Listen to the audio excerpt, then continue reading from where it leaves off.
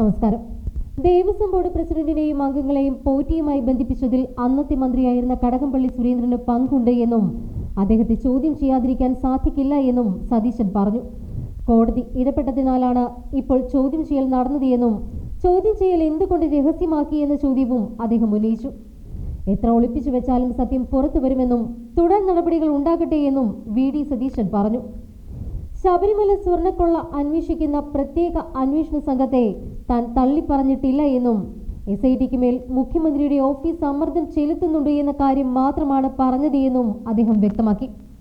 ഇപ്പോഴും SITയിൽ വിശ്വാസമുണ്ട് എന്നും സംഘം നല്ല രീതിയിൽ തന്നെ അന്വേഷണം പൂർത്തിയാക്കട്ടെ എന്നും ആവശ്യപ്പെട്ടു.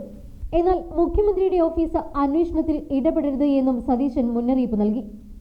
ശബരിമലയിലെ എല്ലാവിധ കാര്യങ്ങളിലും സർക്കാർ ഇടപെടുന്നുണ്ട് എന്നും എന്നാൽ എല്ലാ അമ്പലങ്ങളുടെയും കാര്യത്തിൽ സർക്കാർ ഇടപെടാറില്ല എന്നതാണ് യാഥാർത്ഥ്യമെന്നും സതീശൻ വിമർശിച്ചു. സ്വർണ്ണക്കൊള്ളക്കേസിൽ നിലവിൽ 3 CPIM നേതാക്കൾ ജയിലിലായിട്ടുണ്ട് എങ്കിലും ഒരാൾക്കെതിരെ പോലും പാർട്ടി നടപടിയെടുക്കില്ല എന്നാണ് CPIM സംസ്ഥാന സെക്രട്ടറി MV ഗോവിന്ദൻ പറഞ്ഞത് എന്ന് സതീശൻ ചൂണ്ടിക്കാട്ടി.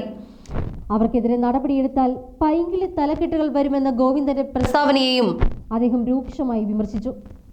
ശബരിമലയിലെ അയ്യപ്പന്റെ സ്വർണം മോഷ്ടിച്ചതാണോ പൈങ്കിളി എന്ന് സതീശൻ ചോദിച്ചു.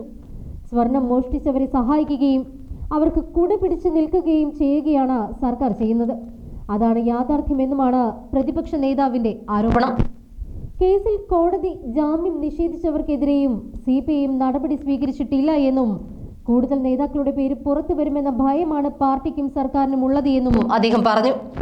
റിമാൻഡിലുള്ളവർ കൂടുതൽ പേരുകളുടെ പേര് പറയും എന്ന ആശങ്കയാണ് സർക്കാരിനുള്ളത് എന്നും എവിടെ എത്തി നിൽക്കുമെന്നോ ആരെല്ലാം പണം കൈപ്പറ്റിയെന്നോ സർക്കാരിന് തന്നെ അറിയില്ല എന്നുമാണ് സതീശന്റെ ആരോപണം.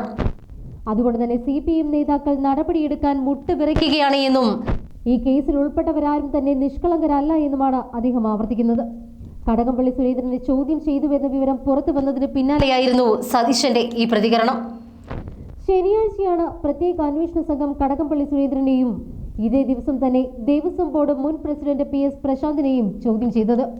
സ്വർണ്ണക്കൊള്ള നടന്ന സമയത്ത് ദേവസ്വം വകുപ്പ് മന്ത്രിയായിരുന്ന നിലയിലാണ് കടകംപള്ളിയെ ചോദ്യം ചെയ്തത് എന്നാണ് വിവരം.